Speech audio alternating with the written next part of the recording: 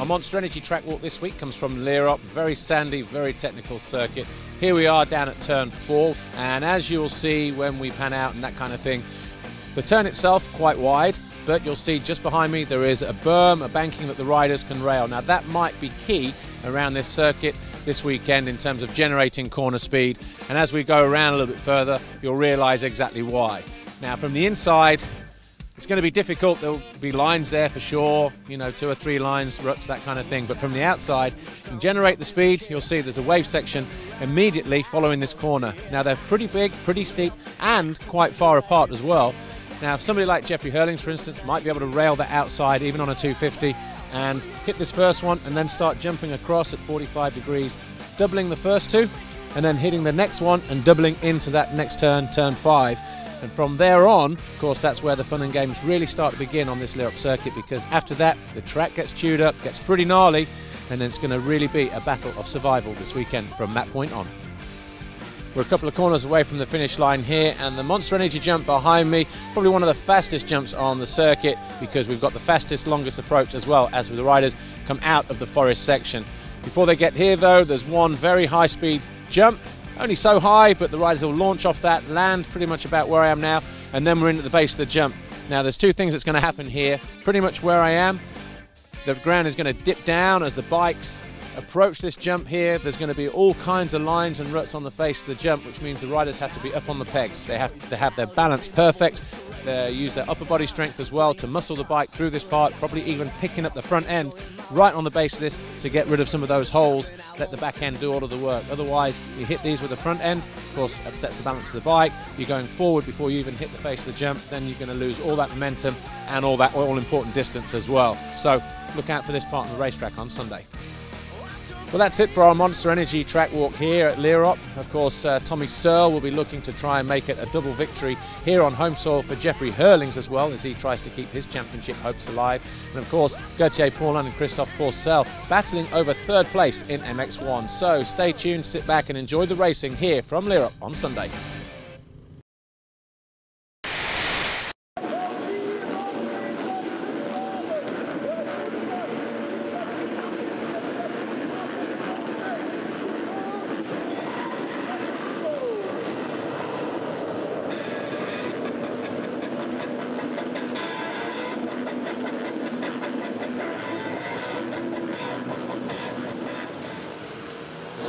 Round 14 of the FIM MX1 MX2 Motocross World Championship kicked into life at the round of Benelux at Lierop, and it was Jeffrey Hurlings who pretty much stole the march right from the very first lap, leaving the likes of Jeremy Van Hoorbeek, Dylan Ferrandis, Tommy Searle and Max Anstey to fight over the scraps for 2nd position. Max Anstey eventually went through on Tommy Searle to go into 4th place, and then he caught and found a way past Dylan Ferrandis, who then threw his Kawasaki down on the ground. That put Anstey into 3rd. Tommy Searle was 4th at that point. Jake Nichols was having a good ride in 5th. Dylan Ferrandis remounted in 6th place, but then would fall again down to 31st and would only finish in 27th position. But Jeffrey Hurlings said he wanted to win by at least a minute. Well, he worked his magic around this tough Lierop circuit and eventually won by 2 minutes and 4 seconds, 2 minutes and 7 seconds in moto number 1. The only guy not to be lapped was his teammate, Jeremy Van Hoorbeek. So it was a win for Hurlings, Van Hoorbeek 2nd, Anstey, Searle, Nichols 3rd, 4th and 5th, but they were all lapped in moto number 1. MX2, race 2. Hurlings up the inside, but it was Tommy Searle about 7 gates over who ran wide, took the whole shot initially, but allowed Hurlings to go through. Max Anstey had another great ride through the field from 8th, eventually would get through into 3rd position. Jeremy Van Hoorbeek wasn't so hot out of the gate though, as Anstey moved up past Dylan Ferrandis, and that was for 6th position. Van Hoorbeek found a way past Tommy Searle as he found his way through the field, and he would eventually go on and take 2nd position in the race. Max Anstey found a way past the number 7 of Arnold Tonis, who thought he was going to run it a little bit hot and wide into that penultimate corner, but once again Jeffrey Hurlings doing a proper demolition job on the rest of the field. This time he was more than 2 minutes ahead, 2:04 in fact, lapping up to Tommy Searle but not including Tommy Searle, and it was Hurlings, Van Hoorbeek, Anstey again, the same as race 1. Tommy Searle was 4th, Tonis was 5th this time around. Of course, Jeffrey Hurlings would then win the overall Grand Prix, but that's 16 race wins for the season, 8 overall victories as well, and 15 career victories. he now has a 65-point advantage over Tommy Searle.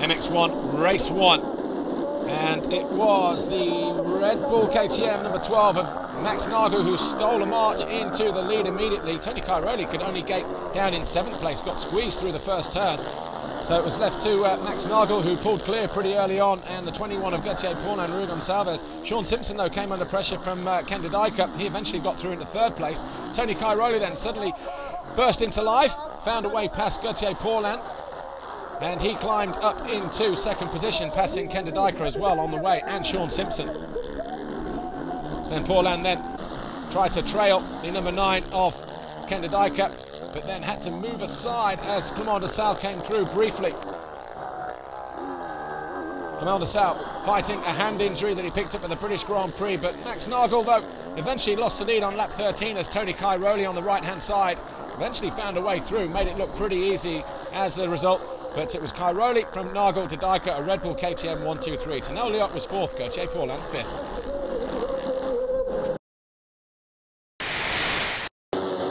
In MX1 race 2, to Dijker, Cairoli up the inside, but it was Max Nagel who swung clear, ran wide and then fell at turn 4 through the wave section.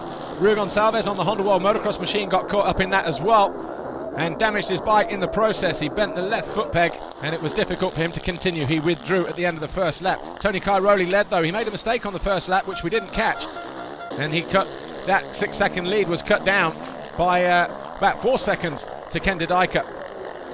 Tanel Lierop found a way up the inside of his teammate Clément de Sale. That put him into 5th position. Then he went after the Russian number 777 Evgeny Bobryshev, and it was a 3-way battle for 3rd position. First he found his way briefly into 4th before retaliating back here, and then the number 4, the Rockstar Energy Suzuki World MX1 rider Tanel Lierop, made a move on Sean Simpson to put him 3rd. Bobryshev would also find a way past Sean Simpson in the closing stage of the race, but in the end it was a win for Tony Cairoli.